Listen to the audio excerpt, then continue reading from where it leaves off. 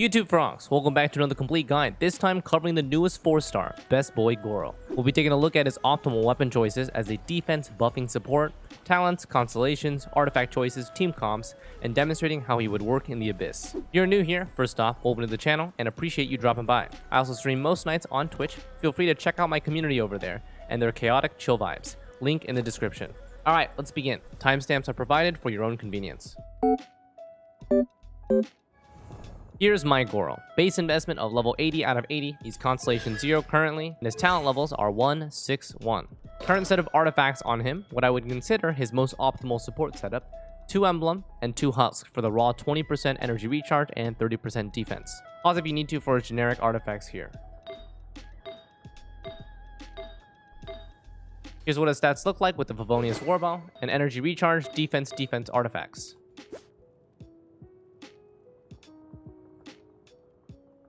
Alright, let's dive into his talents. So, you may have noticed that I have only leveled up his elemental skill. And that's honestly the majority of his support kit. It's pretty straightforward. Normal attack. Nothing of note here. Will be used at most to proc Favonius Warbow passive orbs. Elemental skill. So this is where the juiciness is.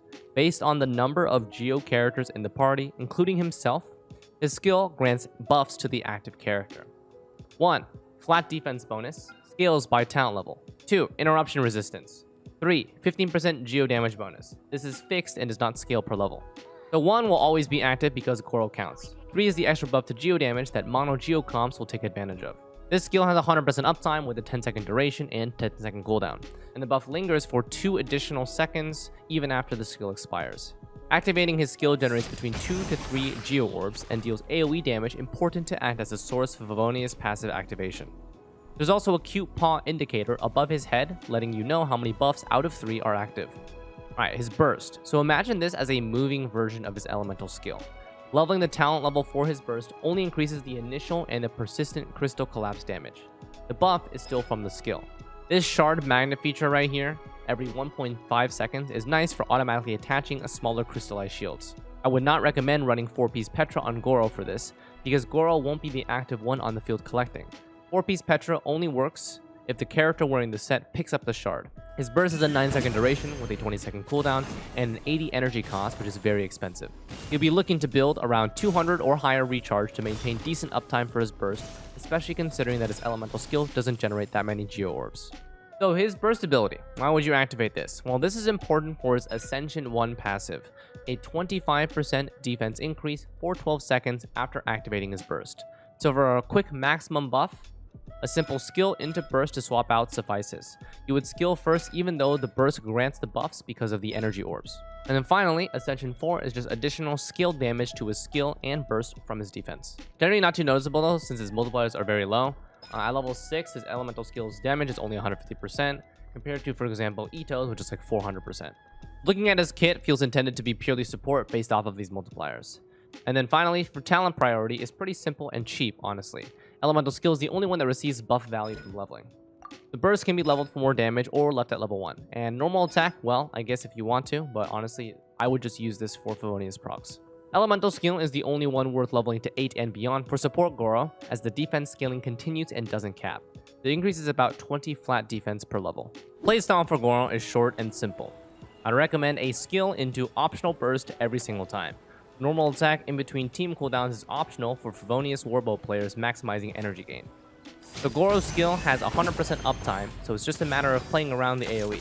Note that the AoE size is smaller than Albedo's elemental skill. So this standard skill into burst activation allows Gorou to collect the orbs while his burst is activating and is mainly used for the 25% defense from his A1. Just to mention that foregoing this skill and immediately activating the burst will still grant all relevant buffs from A1 and from his skill, just no energy from his skill. Gorou is typically synergistic with other Geo characters that have elemental skill constructs, so I have fun slapping them all on the field and losing track of what's active and what's not. On to weapon options. So as a support buff-based character with low multipliers, there will be no numbers for this. Just a clean discussion of what are recommended options for him. We know that he has an 80 cost burst that is responsible for a 25% team buff. We can limit option choices to our 3 energy recharge based weapons: Favonius Warbow, Sacrificial Bow, and Elegy for the end. Of these 3, Favonius Warbow should be in always use. A relevant passive, a very large energy recharge stat stick, double that of the sacrificial bow, and technically free from an early quest. With this weapon though, I do recommend investing a little bit of crit rate into the substats or going a crit rate mask. This will enable smooth rotations and achieve the most for the team utility from the elemental particles. This weapon provides 55.9 recharge at just level 80, so along with emblem 20%, you'll already be chilling at 175.9 recharge. It's a good baseline without artifacts to hit a 200 mark for his burst uptime. Sacrificial bow. So this bow is okay to use, but there are some drawbacks. It's not the bow's fault though. Gorou's elemental skill doesn't generate too many orbs by itself, around 2 to 3, so resetting it isn't as valuable as, say, for example, resetting Diona's elemental skill. It still does provide extra recharge though, if your Favonius bow is being used on other characters. Elegy for the end. So the main use of this weapon for Gorou is the 50% recharge stat stick. Yellow will actually boost the team. Well, I suppose if you value crystallized shield strength, then sure. 20% attack is also not the best, but not the worst considering he's likely going to be on defense scaling teams. And that being said, that 20% attack is still a buff, and for those defense scaling characters that we know are still used like Itto, Noelle, and Xian. So I'd prioritize Favonius Bow. It's got the best utility for Gorou by a long shot and really autopilot to play around. And then special mention to Skyward Heart. So you might have noticed this on the thumbnail. If you are ever considering DPS Gorou, Skyward Heart provides a really easy build path, granting crit rate and crit damage for a really nice build ratio. Also benefits all of his other damage, including the defense scaling ones. On to artifacts. So for Gorou, we don't have an artifact set like Noblesse, but for defense. So the most we can really do is try to maintain the uptime of his burst as long as possible, and then additional scaling to his defense, especially if you have him Constellation 4. Unless you are specifically building DPS for him, his personal damage is not going to shine too much, so my recommendation is to max invest in his strengths. This brings my recommendation of his most optimal artifact set being 2-piece emblem and 2-piece husk set. No 4-piece set. 2-piece emblem for the 20% recharge really helps to reach the above 200% threshold to maintain his costly 80 energy burst. Maintaining his burst maintains his Ascension 1 passive of a 25% defense buff.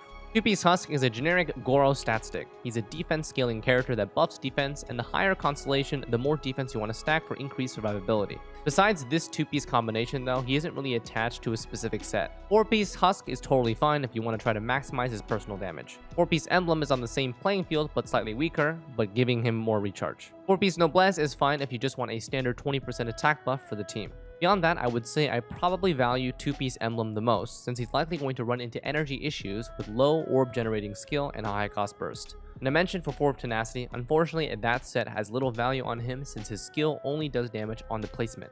There's no persistent damage to continuously activate tenacity buff.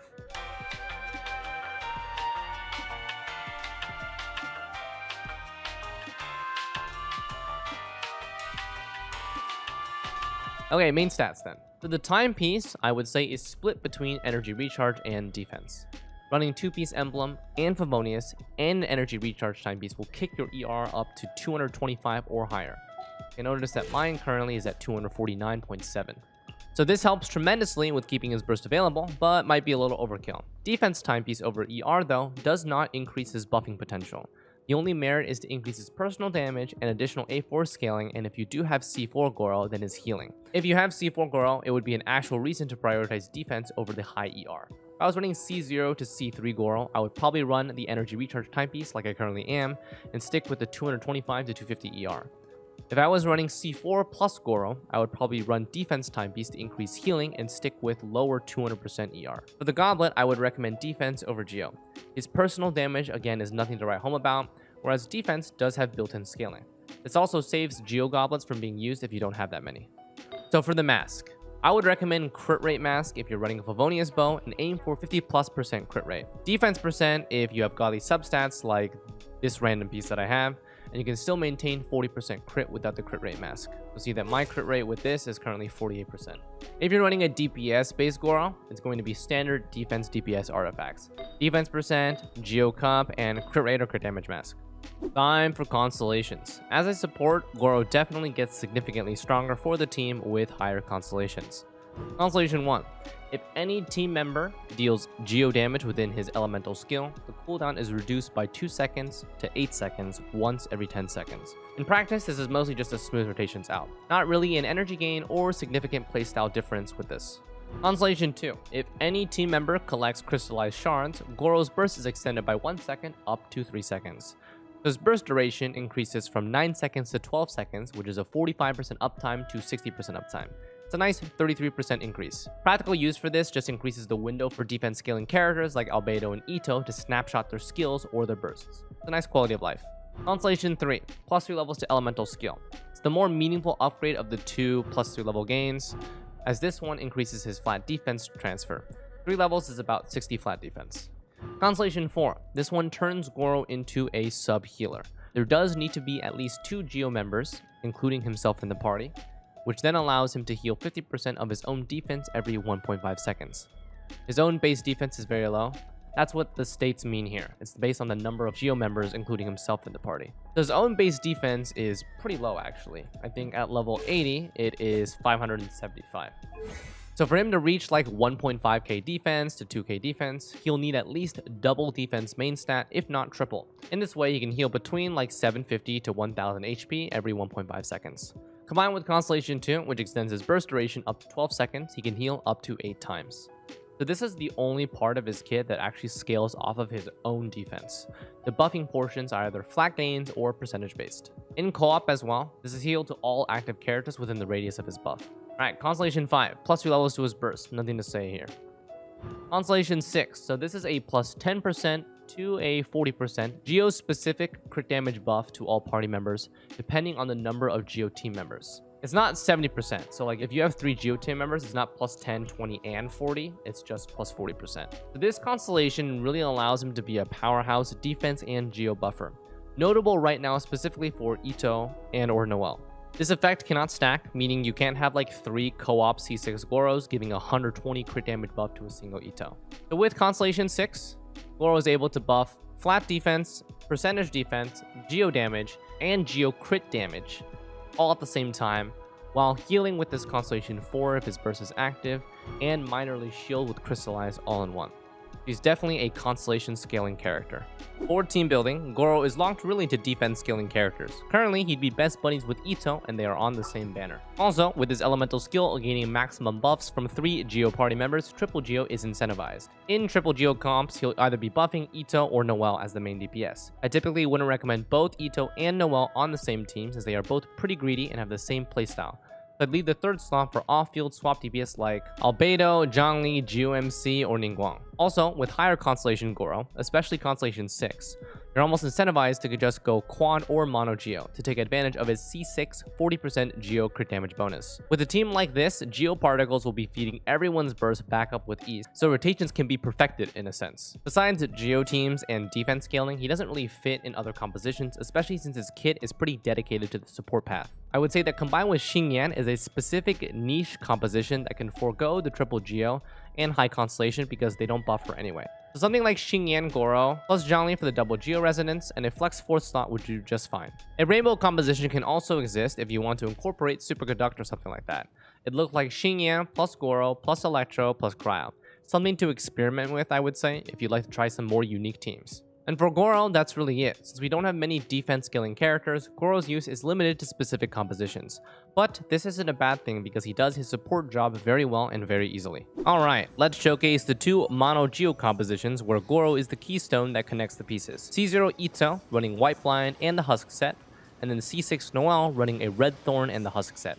2 separate mono Geo compositions. Cue the music, Mr. Cope.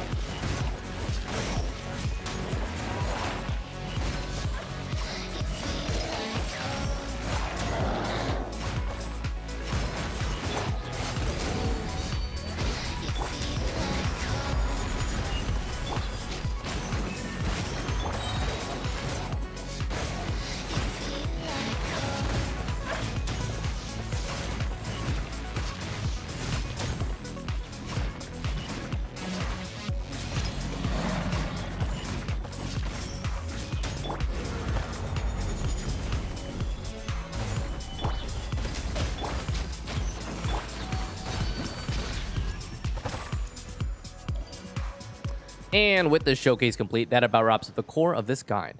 With a very easy to play defense support playstyle, Gorou excels at connecting geo compositions, especially those that scale off of defense, to output their maximum potential.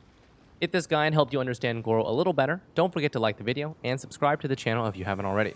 It's free and really helps the video get recommended and reach a broader audience. Thanks for watching, and I wish that everyone still trying to pull Gorou and Ito the best of luck. We'll see you on the next one. Take care.